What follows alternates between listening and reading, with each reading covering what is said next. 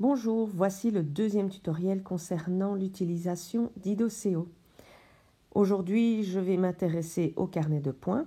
La fois passée, nous avions déjà vu comment configurer les types de notes, comment ajouter une note, une colonne pour pouvoir indiquer les points. Donc aujourd'hui, on va voir un petit peu plus de détails. Vous voyez que dans ma deuxième colonne, j'ai mis des icônes. Alors ces icônes, vous allez pouvoir les configurer. Comment? En revenant sur l'écran de départ, la petite roue dentée, des réglages, je descends et dans carnet de notes, je clique sur icônes. Vous voyez ici toutes les icônes que moi j'ai déjà configurées. Comment ajouter d'autres icônes? Il suffit de cliquer sur le bouton ajouter. Vous avez alors toutes les icônes disponibles sur Idoceo. Vous choisissez celle qui vous intéresse et vous cliquez dessus. Par exemple, j'aime bien la petite plante dans le pot, j'appuie dessus, vous voyez qu'elle apparaît là au-dessus. Une fois que j'ai fini, j'appuie sur la petite croix. Je souhaite lui donner un nom à cette icône, je clique dessus. Vous voyez qu'elle apparaît en haut, je peux lui donner une description, ce seront par exemple les travaux nature. Et je fais Enter. Vous voyez que la description apparaît juste en dessous de mon icône. Je souhaite les retirer. Je sélectionne l'icône, petite corbeille, mon icône a disparu. À vous donc de configurer toutes les icônes comme vous le souhaitez. Par exemple, moi j'ai les 3 premières icônes qui concernent le cahier de présence. Ensuite, j'ai des petits drapeaux qui signifient des travaux qui n'ont pas été remis, des travaux qui ont été remis par la suite parce qu'une absence, ou le drapeau bleu qui signifie que l'élève était absent au dernier cours et donc n'a pas pu bénéficier des consignes pour faire le devoir, donc ne peut pas être pénalisé. Vous voyez, j'ai plein de petites icônes. À vous de configurer les icônes selon vos envies. Une fois que ceci est fait, je clique sur OK et je retourne dans ma classe test. Je désire donc ajouter une nouvelle évaluation. Plus, colonne, ce sera l'interrogation numéro 3 sur la nutrition humaine, par exemple.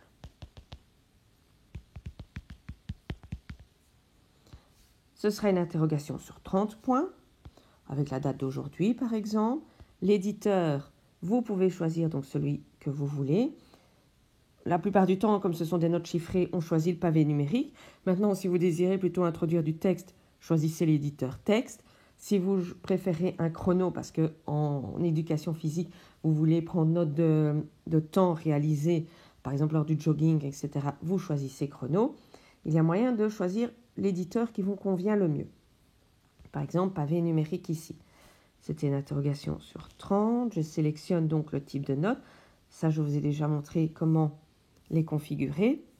J'aime bien prendre une couleur pour mes interrogations. Et voilà, ma colonne est configurée. Je vais donc double-cliquer sur la case du premier élève.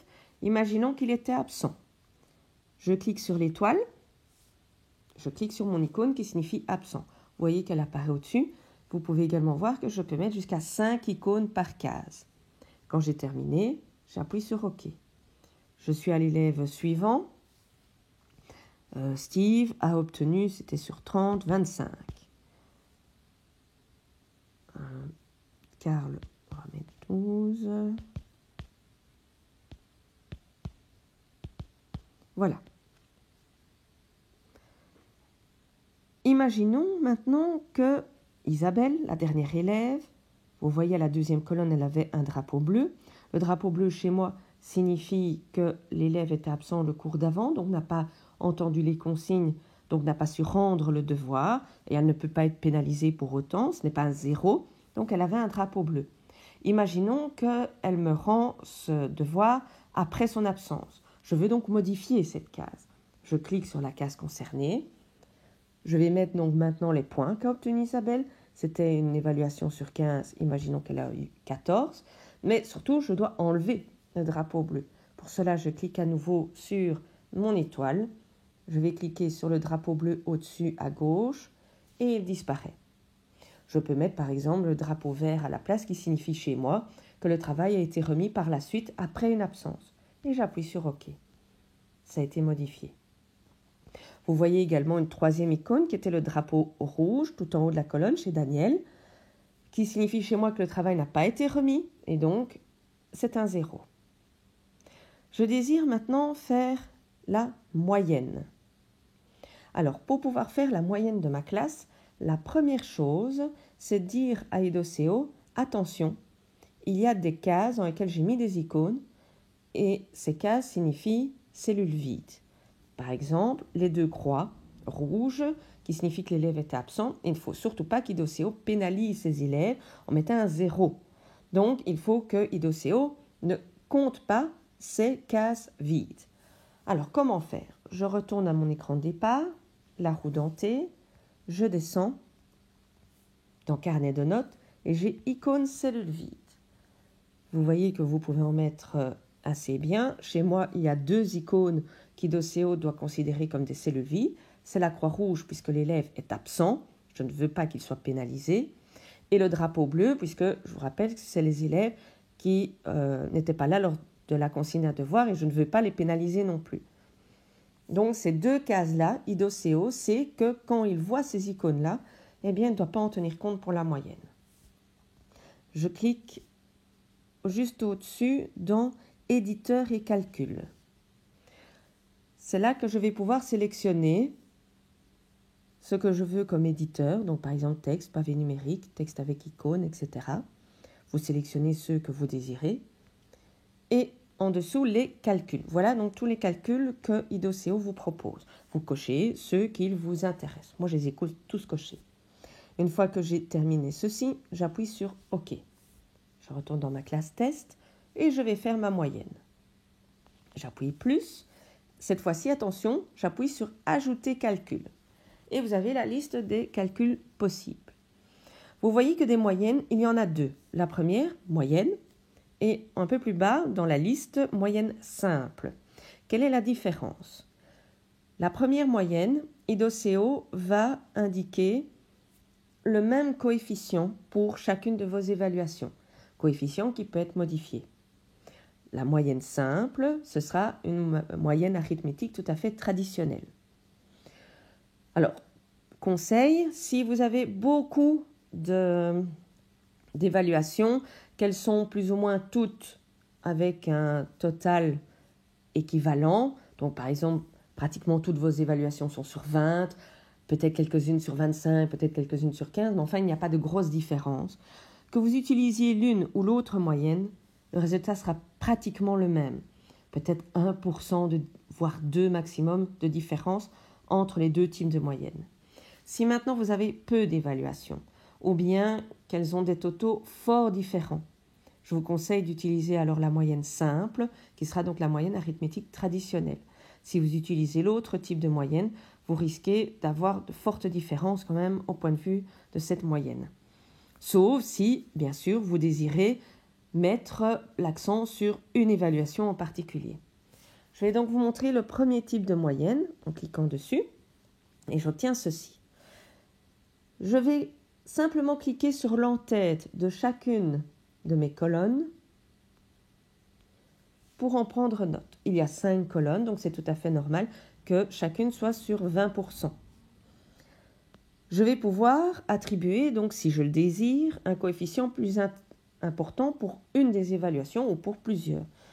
Par exemple, je souhaite que l'évaluation numéro 3, la dernière, la nutrition humaine, soit pour 50% de la moyenne. Je clique sur 50. Vous voyez que les autres évaluations ont été modifiées pour pouvoir faire le total sur 100. Si maintenant je veux que la composition alimentaire, interrogation numéro 2, soit sur 25% des points, eh bien je change. Vous voyez qu'à nouveau, Idoceo s'adapte. Important, bien cocher, sauter note vide. Pour que les élèves qui étaient absents avec la petite croix rouge ou les élèves avec le petit drapeau bleu ne soient pas pénalisés. Je peux, si je le désire, ajouter le signe %. Je clique maintenant sur colonne. Je donne un nom à ma colonne. Un sous-titre, ce sera sur 100. Le type de note, je viens de le dire, sur 100. Et je peux donner une couleur, par exemple jaune. Enregistrer, ma moyenne est faite. Si je modifie n'importe quelle case de mes colonnes qui étaient prises en compte pour la moyenne, IDOCIO recalcule évidemment automatiquement la moyenne. Si par exemple je change la dernière cote d'Isabelle, qui était un 20 sur 30, et je mets un 30 sur 30, vous voyez que sa moyenne a tout de suite été modifiée. Une dernière chose pour ce tutoriel, je vais vous montrer donc comment en décembre et en juin attribuer les acquis, partiellement acquis, non acquis à chaque élève pour les situations de décembre et de juin. Alors pour cela, je retourne dans ma petite flèche en haut à gauche, la roue dentée, je descends et j'ai éditeur personnalisé. Vous voyez le troisième éditeur chez moi, situation APANA, avec mes 3 icônes qui ont cette signification-là. Vous pouvez programmer autant d'éditeurs personnalisés que vous souhaitez. Quand ceci est fait, OK, je retourne dans la classe, je rajoute une colonne, je mets situation décembre par exemple, et cette fois-ci dans éditeur, je descends et à la fin, je vais retrouver mes éditeurs personnalisés. Je vais choisir le dernier, situation APANA, voilà, et je clique sur OK. Je double-clique sur le premier élève et j'ai l'éditeur personnalisé qui apparaît. Je n'ai plus qu'à sélectionner mes icônes en fonction de ce que je veux mettre. Terminé.